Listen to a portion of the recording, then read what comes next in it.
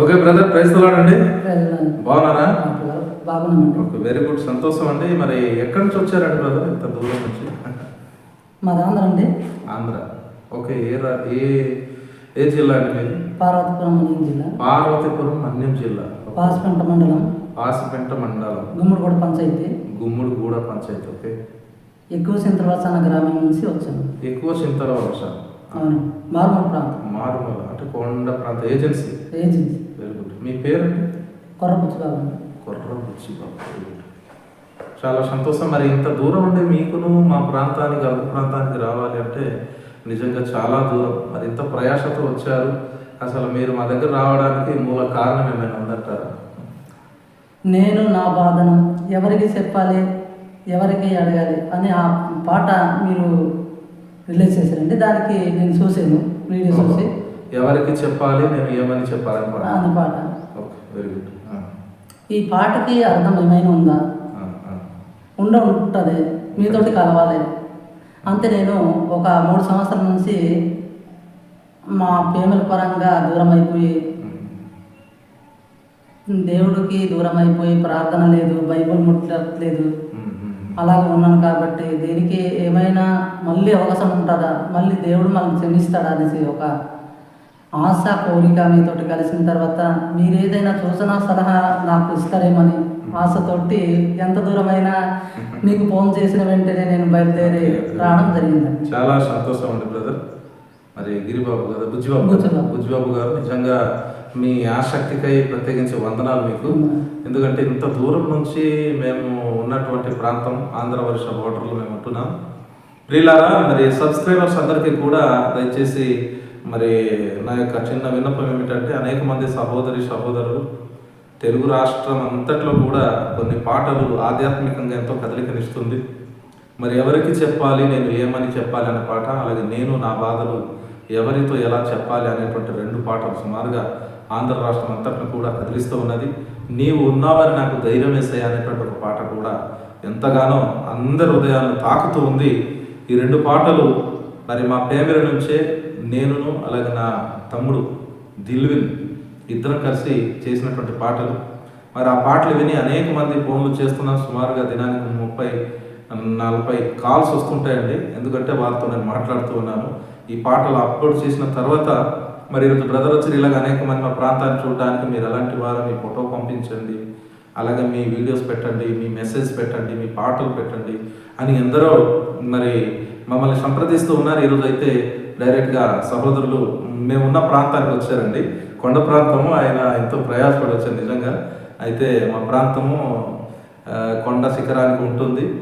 మరి దేవుని మహాకృపను బట్టి అక్కడక్కడ పరిచర్య మాకు ఉన్నది. ఆంధ్రలో, వర్షలో అలా సేవ చేస్తూ ఉన్నాం. మరి దయచేసి మా పరిచర్య కొరకు మీరు భారంగా ప్రార్థించవలసిందిగా ప్రభుత్వం మీ అందరికీ మనవి చేస్తూ ఉన్నారు. మరి ఈరోజు సహోదరుడు ఒక చక్కటి ప్రశ్న అనే చెప్పాలి. ఎందుకంటే తన ఆవేదన వ్యక్తపరుస్తూ, దేవుడు మరలా నాకు అవకాశం ఇస్తాడా, లేక నేను దేవుళ్ళ నుంచి దూరం అయిపోయాను, మరలా దేవుడు నన్ను క్షమించి తన సేవలో లేక తన సంఘంలో తన కుమారునిగా నన్ను చేర్చుకుంటాడా అన్నట్టుగా ఆయన ప్రశ్నిస్తూ ఉన్నాడు. ఈ ప్రశ్న వింటుంటే తప్పిపోయిన కుమారుని యొక్క కథ నాకు గుర్తుకొస్తుంది. ఎందుకంటే లోకసువార్త 15వ అధ్యాయంలో ఆయన పరలోకమందున నా తండ్రికిని మరి దేవునికి నేను విరోధంగా తప్పు చేశాను, పాపం చేశాను, కాబట్టి తిరిగి నా తండ్రి వద్దకు వెళతాను అనేటువంటి ఉద్దేశంతో ఆయన తిరిగి వచ్చినప్పుడు తండ్రి ప్రేమ గలవాడు కాబట్టి ఖచ్చితంగా ఆ యొక్క కుమారుణ్ణి ఆయన మరి చేర తీసుకుంటాడు.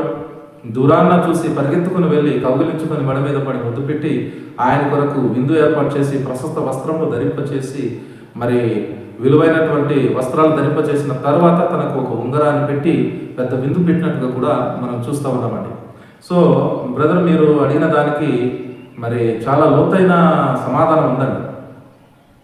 బైబిల్ గ్రంథం అంతట్లో కనుక మనం చూసినట్లయితే దేవుని యొక్క స్వభావం మనకు కనబడుతుంది బ్రదర్. ఏమిటంటే టోటల్గా entire the Bible from Genesis to revolution, ప్రకటన గ్రంథం వరకు కూడా, ఆదికాండం మొదలుకొని ప్రకటన గ్రంథం వరకు మీరు చూసిన దేవుడు ప్రేమించేవాడై ఉన్నాడు మొదటిది. రెండవది దేవుడు క్షమించేటువంటి వాడై ఉన్నాడు. ప్రేమ, క్షమ, ఈ 2 విషయాలే బైబిల్ అంతట్లో కనబడుతూ ఉన్నది. కాబట్టి ఆ ప్రేమలోనే అనేక స్వభావాలు దాగి ఉన్నాయి, ఆయన క్షమలోనే అనేక విషయాలు కూడా ఉన్నాయి. కాబట్టి దేవుడు తన స్వభావానికి విరుద్ధంగా ఏమీ కూడా చేయడు.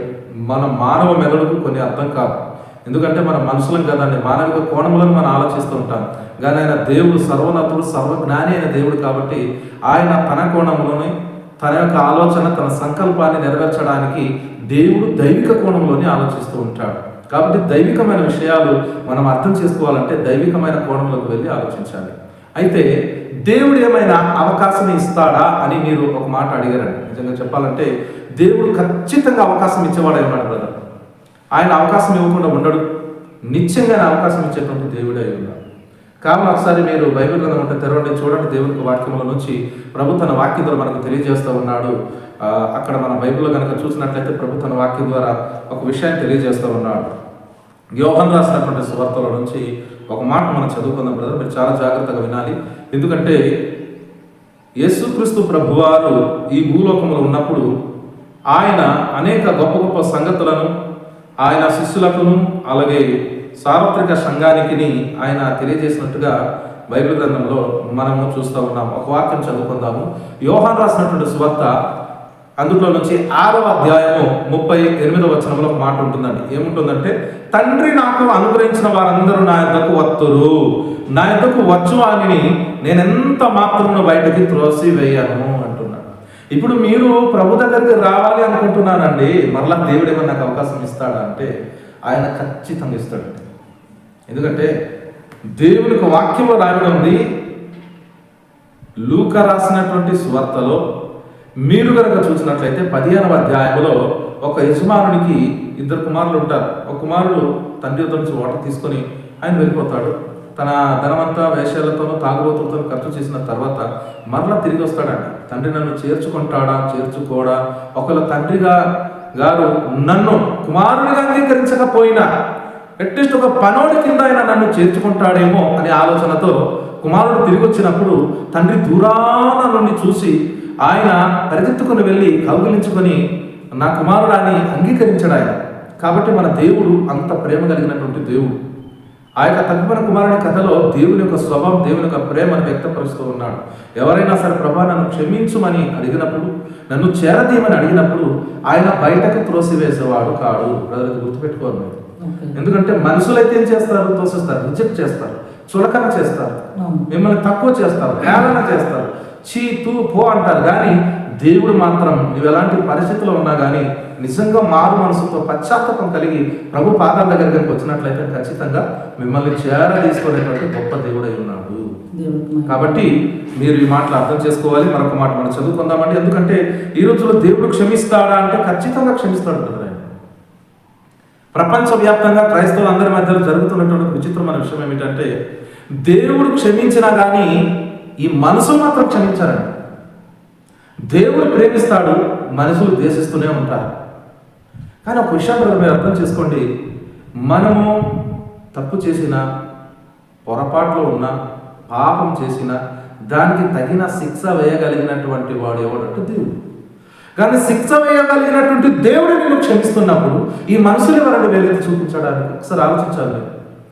దేవుడు నిన్ను ప్రేమించి తన రక్తాన్ని కార్చి నీ పాపాన్ని క్షమించి నీ కొరకు కల్వరిశిలో యాగమైపోయినటువంటి ఆయన మరి ఈరోజు నీ పాపాలు క్షమించి నీకు నిత్య జీవనం ఇవ్వడానికి ఇష్టపడుతుంటే ఈ రోజున అనేక మంది ఏం చేస్తున్నారంటే దాన్ని హేళనగా, దాన్ని చులకనగా చూస్తూ ఉన్నారు. కానీ విషయాన్ని మీరు బాగా అర్థం చేసుకోవాలి. క్షమించేవాడు దేవుడు, మనుషులు కాదు. రక్షించేవాడు దేవుడు, మనుషులు కాదు.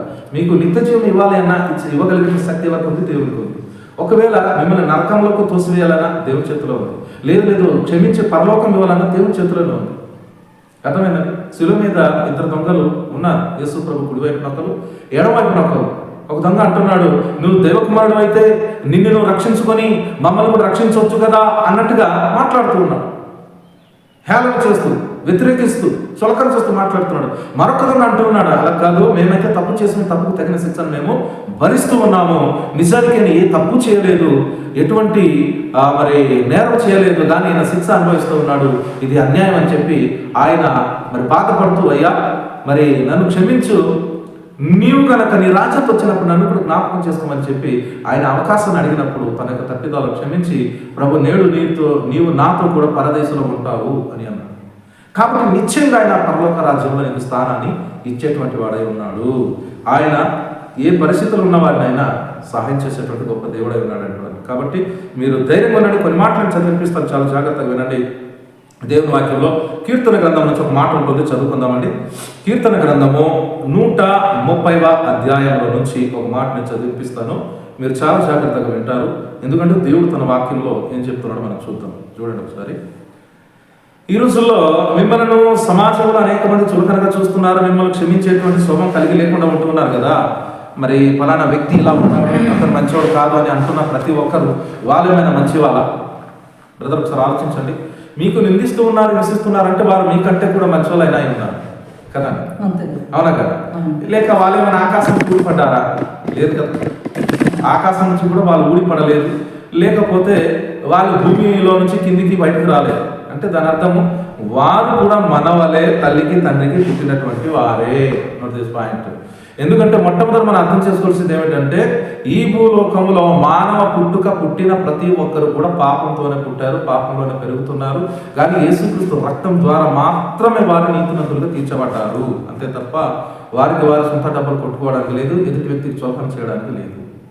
మరి దేవుడు క్షమిస్తాడా అంటే ఖచ్చితంగా ఆయన క్షమిస్తాడు అంటారు. ఎప్పుడైతే మన పశ్చాత్తాప హృదయం కలిగి నిజమైన మార్పు కలిగిన హృదయంతో మారు మనసు పొంది చేసిన తప్పును ఒప్పుకొని, ప్రభువా నిజంగా నేను తప్పు చేశానయ్యా, ఇన్నాళ్ళు నీకు దూరం అయిపోయాను, లోకంలో కలిసిపోయాను, వ్యసనపరుడుగా ఉన్నాను, తప్పిదములో ఉన్నాను, విగ్రహార్థం వైపు వెళ్ళిపోయాను, వ్యభిచారంలోకి వెళ్ళిపోయాను, లేకపోతే తాగుడుకు బానిస అయిపోయాను, లేదా ఏదైతే వ్యక్తిగత జీవితంలో చేయడం జరిగిందో వాటన్నిటిని బట్టి పశ్చాత్తాపమైన హృదయం కలిగి క్షమాపణ కోరుతూ మనం వచ్చినట్లయితే ఆయన ఖచ్చితంగా క్షమించేటువంటి దేవుడై ఉన్నాడు. దేవుని వాక్యంలో ఏం చెప్తుందో చూడండి ఒకసారి. కీర్తనలు 130వ కీర్తన, అందులో నుంచి 4వ వచనాన్ని మనం చదువుకుందాం. ఆయనను జనులు నీ యందు భయభక్తులు నిలుపునట్లు నీ యొద్ద క్షమాపణ దొరుకును. జనులు నీ దగ్గర మరి భయము భక్తి చూపించినట్లుగా క్షమాపణ మీకు దొరుకుతుంది అని చెప్పి దేవుడు తన వాక్యం ద్వారా తెలియజేస్తున్నాడు. బ్రదర్ మీరు బాగా వినాలి మాట. దేవుని యొక్క క్షమాపణ దొరుకుతుంది. మనుషులు క్షమించకపోవచ్చు అండి, సమాజం మిమ్మల్ని క్షమించదు, అంతవరకు తల్లి క్షమించదు.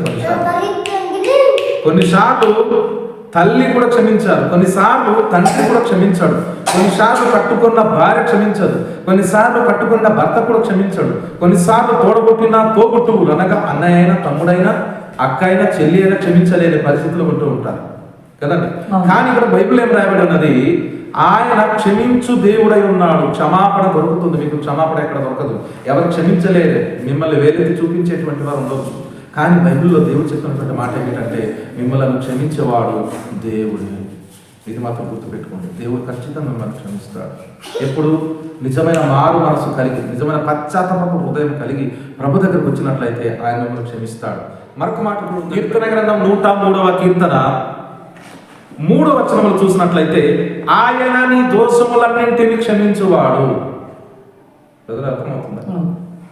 మీ దోషములంటే మీరు చేసిన తప్పులు, మీ పాపాలు, మీ అపరాధములు క్షమించేటువంటి వాడు అని రాయబడింది. మనుషులు కాదు, మొదట్లో చెప్పాను, మనుషులు క్షమించే మనసు లేదు, మనుషులు ప్రేమించే మనసు లేదు. వారికి ఎప్పుడు కూడా ఏముంటుందంటే క్రోధం ఉంటుంది, కపటం ఉంటుంది, ద్వేషం ఉంటుంది. ఏమండి, క్షమించే మనసు ఉండదు.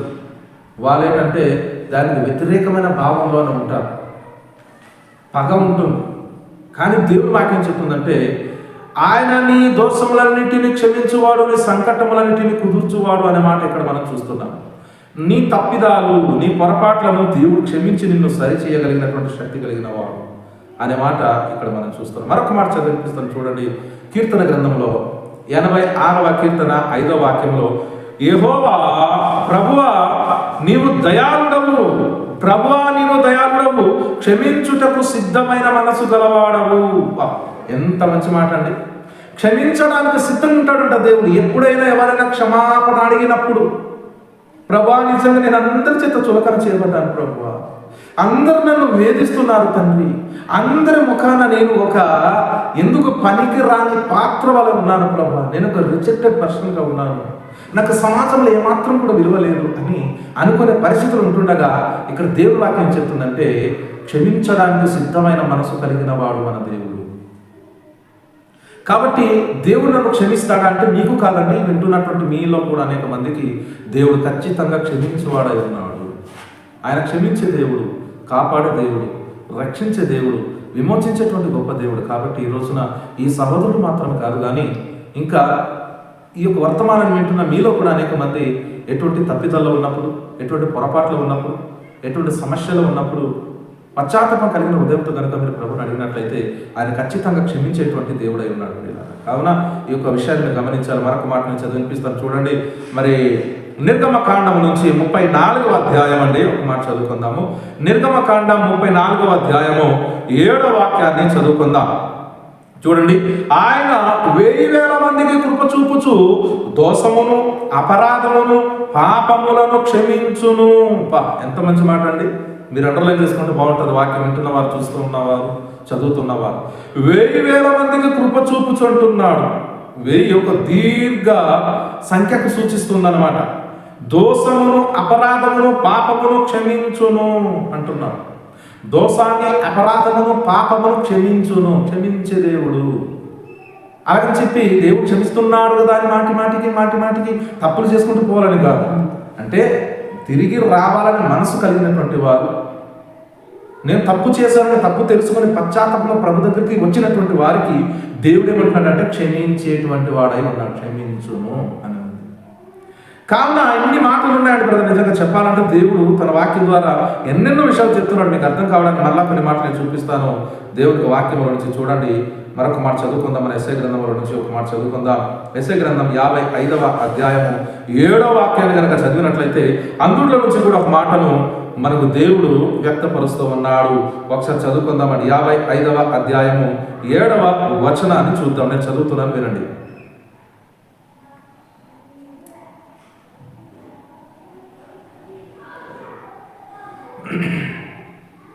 చూడండి, అంటే దేవుడు ఎంత ప్రేమ కలిగిన వాడో దీన్ని బట్టి మనం చూడాలని. వారు యెహోవా వైపు తిరిగినేడల ఆయన వారి యందు జాలిపడును. వారంటే ఎవరండి? ఎవరైతే దేవుడి నుంచి దూరం తొలగిపోయి ఉన్నారో, దేవుడికి దూరంగా కొన్నాళ్ళు బతుకుతున్నారో, వ్యసనపరులుగా ఉన్నారో, తప్పు త్రోవలకు వెళ్ళిపోయారో, మార్గం తప్పి తిరుగుతూ ఉన్నారో, అటువంటి వారికి హృదయంలో వారికి మనస్సాక్షి చేత గద్దించబడినటువంటి వారై ఉంటూ తిరిగి కనుక ప్రభు దగ్గరకు వచ్చినట్లయితే, ప్రభు వైపుకు తిరిగినట్లయితే, ఇక్కడ అంటున్నాడు వారు యెహోవా వైపు తిరిగినడలా ఆయన వారి యందు జాలిపడును. జాలిపడతాడు. పోన్లే, నా వైపు తిరిగి వచ్చాడులే అని జాలిపడుతూ వారు మన దేవుని వైపు తిరిగినడలా ఆయన బహుగా క్షమించును. వండర్ఫుల్ కదండి. బహుగా క్షమించును. ఎక్కువ క్షమిస్తాడంట దేవుడు. ఈ మనసును క్షమించకపోతే ఏమైంది బ్రదర్? మనకు దేవుడు క్షమించబడై ఉన్నాడు. మనల్ని శిక్షించేది దేవుడే, క్షమించేది దేవుడే, పరలోకం ఇచ్చేది దేవుడే, పాతాళంలో నెట్టివేసేది కూడా దేవుడే. ఆయన చేతులు అన్నీ ఉన్నాయి. ఫర్ ఎగ్జాంపుల్ ఒక మాట మీకు చెప్తాను, జాగ్రత్త ఆలోచించండి. మరి మీరు ఎంత చదువుకున్నా నాకు తెలియదు కానీ వినండి మాట.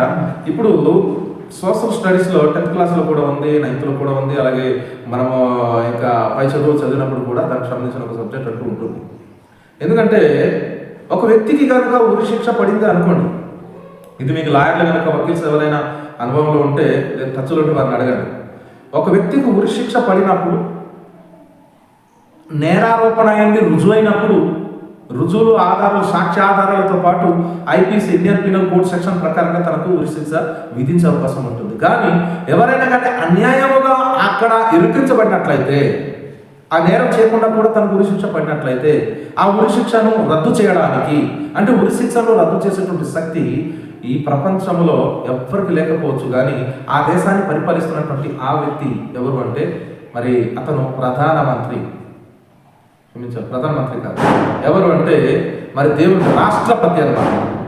ఉరి శిక్షను కూడా క్యాన్సల్ చేయగలిగేటువంటి శక్తి రాష్ట్రపతికి ఉంటుంది. అర్థమైందండి? అంటే ఒక మనిషికి మరణ శిక్షను తప్పించేటువంటి శక్తి కనబడుతున్నప్పుడు మరి దేవునికి ఉండదండి? ఆత్మ మరణించేటువంటి యొక్క శిక్ష నుంచి తప్పించలేడు దేవుడు? తప్పిస్తాడు కదా, ఖచ్చితంగా తప్పిస్తాడండి ఆయన. అందుకే అండి మన కోసమని బలియాగం చేయడం జరిగింది. కాబట్టి బ్రదర్, మరి రోజున యొక్క సత్యాన్ని గుర్తుపెట్టుకోండి, ఆయన క్షమించే దేవుడు. అలాగని చెప్పి దేవుడు క్షమిస్తాడు కదా, సరే తప్పు చేశాను క్షమాపణ పొందేస్తాను, మరలా ఇంకో తప్పు చేస్తాను అంటే కుదరదు. మనం ఒకసారి తప్పు చేసినప్పుడు కనికరించబడి క్షమాపణ పొందిన తర్వాత మరలా తప్పు జోలికి వెళ్ళకుండా ఉంటాం. కాబట్టి ఇక్కడ నన్ను దేవుడు క్షమిస్తాడా అంటే ఖచ్చితంగా క్షమిస్తాడండి. ఆయన క్షమిస్తాడు, ప్రేమిస్తాడు. ఎవరు మిమ్మల్ని ప్రేమించకపోయినా, ఎవరు మిమ్మల్ని పలకరించకపోయినా, ఎవరు మిమ్మల్ని చులకనగా చూసినా కానీ దేవుడు మాత్రం మిమ్మల్ని హక్కున చేర్చుకునేటువంటి వాడై ఉన్నాడు. అర్థమైందండి? కావున ఈ మాటలు బట్టి దేవుడు మీ తప్పులను క్షమించి మిమ్మల్ని ఆహ్వానించేటువంటి వాడై ఉన్నాడు. మీరు అనుకోవచ్చు, బ్రదర్ అంతా బాగుంది కానీ ఈ మనుషులేనండి నన్ను అసలు క్షమించట్లేదు, ఎక్కడ చూసినా కుక్కను చూసినట్టుగా ఎంతో హీనంగా, చీప్గా, చులకనగా చూస్తున్నారు బ్రదర్ అనేటువంటి ఆలోచన మీకు రావచ్చు. వస్తుంది కదా? ఖచ్చితంగా కదా. ఎందుకంటే మన తోటి వారు, మన స్నేహితులు, మన కుటుంబీకులు, మన బంధుమిత్రులు అయినటువంటి వారు, ఏమంటే మన కొలీగ్స్, ఇంకా మన కలిసి తిరిగేటువంటి వాళ్ళు మనల్ని చూసినప్పుడు వీడురా వచ్చాడురా అన్నట్టు, ఏదో ఒక అపరాధ భావన మనసులో పెట్టుకున్నట్టు, ఏదో ఎవరు చేయలేని నేరం మేమే చేసినట్టు, వాళ్ళేదో మనకంటే అతి నీతిమంతులు, అతి పరిశుద్ధులు అయినట్టు, ఏమండి వాళ్ళు అలాగా బిడ్డ కొట్టి తిరుగుతూ ఉంటారు. కానీ వారిని ఉద్దేశించి కూడా దేవుడు ఒక మాట చెప్పాడు తెలుసున్నారు. ఎందుకంటే బైబిల్ గ్రంథంలో పదే మనం చూస్తాం బ్రదర్. ఒకసారి ఆ మాట కూడా చదువుకుందాం, చూడండి, రండి చదువుదాం ఒకసారి. మత్తయి రాసిన సువార్త స్వయంగా యేసుక్రీస్తు ప్రభువు ఒక మాట చెప్పారు. మీకు అర్థం కావడానికి ఒక మాట చూపిస్తాను మత్తయి రాసిన సువార్త నుంచి. నిజంగా ఈ మాటలు కనుక అర్థమవుతారండి, ఒక సహోదరుడు వారు ఎలా ప్రేమించాలో ప్రేమించేటువంటి వారు అంటారు. కానీ ఇందులో బాధాకరమైన విషయం ఏంటంటే మనలందరికీ ఎవరికి కూడా దేవుని ఎలా ప్రేమించాలి, దేవుని ఎలా సేవించాలనేటువంటిది తెలియదండి. తెలుసుంటే కనుక వారు అలా జీవించేటువంటి వారు కాదు. సార్ చూడండి, మత్తయి రాసిన సువార్త 6వ అధ్యాయంలో నుంచి కొన్ని మాటలు మనం చదువుకుందాం. 14-15 వచనాలు చదువుతున్నాను, మీరు చాలా జాగ్రత్తగా వినండి. మనుషుల అపరాధములను మీరు క్షమించిన యెడల మీ పరలోకపు తండ్రి మీ అపరాధములను క్షమించును. అపరాధం అంటే ఏంటంటే బ్రదర్, మిస్టేక్, తప్పు, పొరపాటు, ఏదో జరిగింది, అనుకోకుండా జరిగింది ఉంటుంది, అనుకుని జరిగింది కూడా ఉంటుంది. అనుకోకుండా జరిగింది ఒక మిస్టేక్ అంటారు దాన్ని, పొరపాటు అంటారు దాన్ని, తప్పు జరిగిపోయింది. ఫర్ ఎగ్జాంపుల్ అండి, ఒక వేలు కూరగాయలకు వస్తున్నట్టు, ఉల్లిపాయలకు వస్తున్నట్టు వేలు కట్ అయిపోయిందండి. దాన్ని ఏం చేయాలి బ్రదర్? కట్టాలా, తెగొట్టేయాలా? కట్టు కట్టాలి కదా. మరి మనల్ని ఏం చేస్తున్నారు, కొద్ది గాయపడిన చోట ఇంకా దాన్ని చిన్న కొట్టేస్తున్నారు. అది చితికిపోయి నలిగిపోయి ఎందుకు పనికిరాకుండా పోతుంది. అవునా కదా? ఒక సహోదరుడు బలైన పడ్డాడు అంటే అతన్ని మనం బలపరిచినట్లు ఉండాలి. కానీ అది లేదండి క్రైస్తవ సమాజంలో. చాలా బాధాకరమైన విషయం. అందుకని దేవుడి వాక్యంలో ఇక్కడ మనం చూస్తూ ఉన్నాం. చూడండి ఎంత చక్కగా చెప్పాడంటే యేసుక్రీస్తు ప్రభువారు, మనుషుల అపరాధాలు మీరు క్షమించాలి అన్నాడు, మీరు కూడా క్షమించబడతారు. మళ్ళా మాట 15వ వచనం కూడా చదువుదాం. మీరు మనుషుల అపరాధములను క్షమింపకపోయిన యెడల మీ తండ్రి మీ అపరాధము క్షమింపడు. ఎంత గౌరవం! ఒక సహోదరుడు తప్పు చేసినట్టు మీరు కనబడినప్పుడు, మీకు కనిపిస్తే మీరు అతన్ని క్షమించాలా? క్షమించకపోతే దేవుడు మీ తప్పులు క్షమించాడట. ఎంత గౌరవం అండి!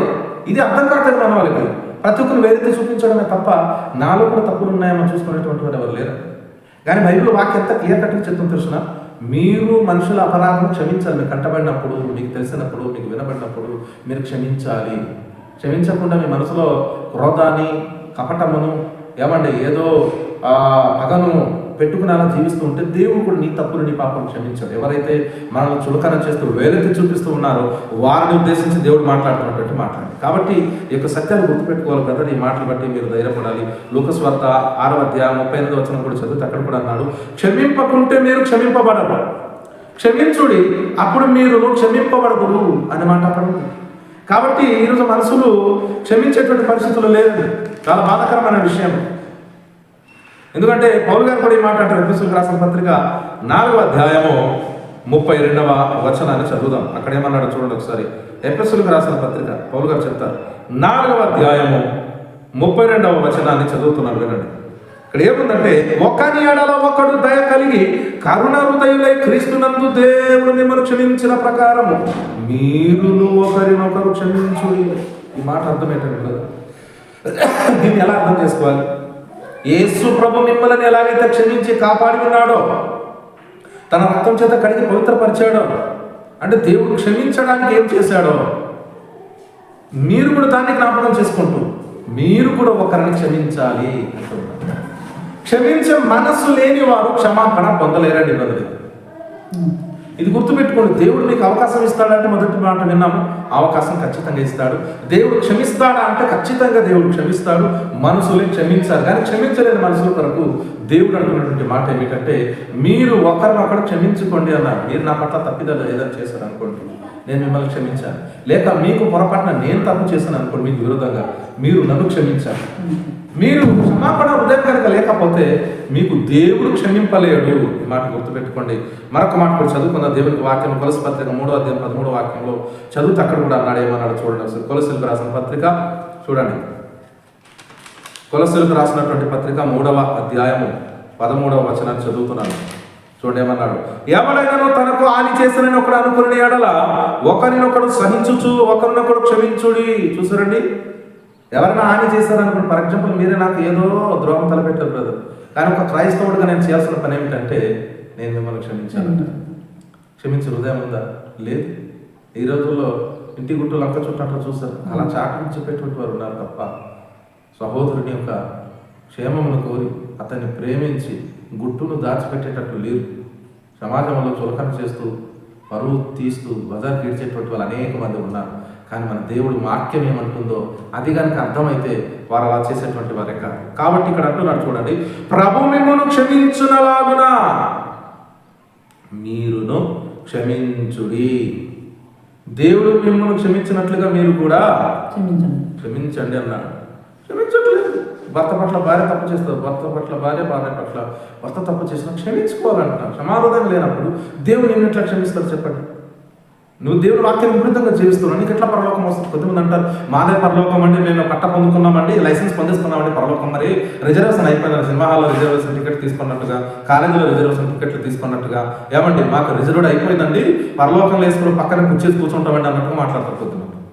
మీకు అర్థమవుతుంది? అర్థమవుతుంది. అదే పరలోకం అన్నట్టు, ఏదో పరలోకంలో మా తాతయ్య గారు ఒక 5 ఎకరాల భూమి ఉంచున్నాడు, అక్కడ వెళ్ళి వ్యవసాయం చేసేస్తాం అన్నట్టుగా కొద్దిమంది మాట్లాడుకుంటారు. కానీ వాక్యానుసారంగా చూస్తే దేవుడు ఎవరికి ఇవ్వాలో వాళ్ళకి ఇస్తాడు పరలోకం. అర్థమైందండి? కావున దేవుడిలోకి వెళ్ళడానికి అవకాశం ఇస్తాడంటే ఖచ్చితంగా దేవుడు అవకాశం ఇస్తాడండి. ఓకేనండి? నా యొద్దకు వచ్చి వారిని నేను ఎంత మాత్రమును బయటకు త్రోసివేయను అన్నాడు ఆయన. మత్తయి సువార్త 11:28 ఆయన ఒక మాట అన్నాడు. ఏంటంటే భారం మోసుకొని ఉన్న సమస్త జనులను నా యొద్దకు రండి. ఆయన ఇంకో చోటికి మరో చోటికి వెళ్ళమని చెప్పలేదు. ఆయన నా దగ్గరికి రమ్మన్నాడు. నేను మీకు విశ్రాంతి కలగజేస్తానంటున్నాడు. ఇర్మీయా గ్రంథం 4వ వాక్యం కూడా అంటున్నాడు ఒక మాట. ఏమిటంటే ఆయన మీరు రానుద్దేశించిన ఎడల, తిరిగి రానుద్దేశించిన ఎడల నా యొద్దకే రావాలని అంటున్నాడు. ఆయన నా దగ్గరికి రమ్మంటున్నాడు. ఇన్ని మాటలున్నాడు కదా రమ్మని ఆయన పిలుస్తున్నాడు. రమ్మంటున్నాడు, నా దగ్గరికి రమ్మంటున్నాడు. నువ్వు తప్పుడు తోకి వెళ్ళిపోయినావు, నువ్వు తాగుబోతు అయిపోయి, నువ్వు వ్యభిచారి అయిపోయి, నువ్వు దొంగ అయిపోయావు, నువ్వు దోపిడిగాడు అయిపోయి, నాకు నుంచి దూరమైన 3 సంవత్సరాలు అయిపోయింది, పక్కకి వెళ్ళిపోయిపోయింది. దేవుడు ఎప్పుడు చెప్పాడంట. ఆయన రమ్మనే పిలుస్తున్నాడు. తప్పిపోయిన యొక్క కుమారుడు యొక్క తండ్రి కుమారుడు ఎప్పుడు తిరిగి వస్తాడో చేర్చుకుందామనే ఆలోచనతో ఉన్నాడు. ఎప్పుడు తోవైనా చూస్తున్నటువంటి వాడంట తండ్రి, ఎప్పుడైనా నా కుమారుడు మార్పు చెంది వస్తాడేమో. కాబట్టి దూరంగా ఉన్నప్పుడు చూసిన వెంటనే పరిగెత్తుకొని వెళ్ళి కౌగులించుకొని ఆ యొక్క కుమారుని అంగీకరించినట్టుగా మనం లోకస్వార్త 10వ అధ్యాయంలో చూస్తాం. కాబట్టి బ్రదర్, మీ వ్యక్తిగత విషయాలు ఏదైనా, లేకపోతే నా వ్యక్తిగత విషయాలు ఏమైనా కానీ, మనుషులు మనల్ని చులకన చేసినా కానీ, మనుషులు మనల్ని గాయపరిచినా కానీ, మన గాయమును కట్టువాడు మన దేవుడు. కాబట్టి మన దేవుని వద్దకు వస్తూ ఉన్నాం. మనం ఏ కంపెనీకి వెళ్ళట్లేదు, ఏదో ఒక శాఖకు వెళ్ళట్లేదు, లేక ఒక కులానికి, ఒక వర్గానికి, ఒక మతానికి వెళ్ళటం లేదు. కానీ దేవుని యొద్దకు మనం వెళ్తున్నాం. దేవుడు కావాలి అని వెళ్తున్నాం. ప్రభా నన్ను క్షమించు అని వెళ్తున్నాం. ఆయన క్షమిస్తానంటున్నాడు. ప్రభా నన్ను అవకాశం ఇయ్యి అంటున్నాడు. రాబిడ్డ నీకు అవకాశం ఇస్తున్నానని తెలుస్తూ ఉన్నాను. మరెందుకంటే ఆలస్యం? మరెందుకు వెనక ఏం చేయాలి? మరెందుకు ఆలోచించాలి? ఇప్పటికీ ఆలస్యం చేశారు.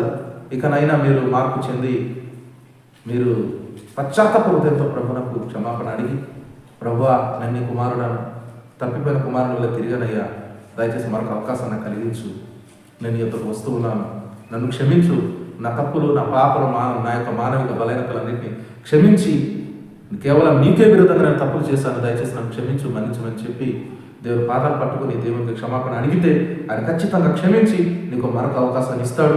అట్టి కృపా దేవుడు నీకు దయచేయను గాక. అలాగే ఈ వర్తమానం విన్న మీ అందరికీ కూడా ప్రత్యేకించి ప్రియులారు, ఎవరైనా ఇటువంటి సమస్యలు ఉన్నట్లయితే ఈ వర్తమానం మరలా వినండి. మీరు విన్న తర్వాత ఇలాంటి సమస్యలు గుండా ఎవరైనా పయనిస్తుంటే వారికి కూడా ఈ యొక్క వర్తమానాన్ని మీరు షేర్ చేయవలసిందిగా ప్రభు పేరిట మీ అందరికీ మనవి చేస్తూ, ఈ యొక్క వర్తమానం ముగిస్తూ ఉన్నాను. బ్రదర్, మీరు అడిగిన ప్రశ్నకు సమాధానం దొరికిందనుకుంటాను. God bless you brother. ధైర్యం ఉండండి. ప్రభు మిమ్మల్ని ఆహ్వానిస్తూ ఉన్నాడు, ఆయన ప్రేమిస్తూ ఉన్నాడు, ఆయన క్షమించే దేవుడై ఉన్నాడు.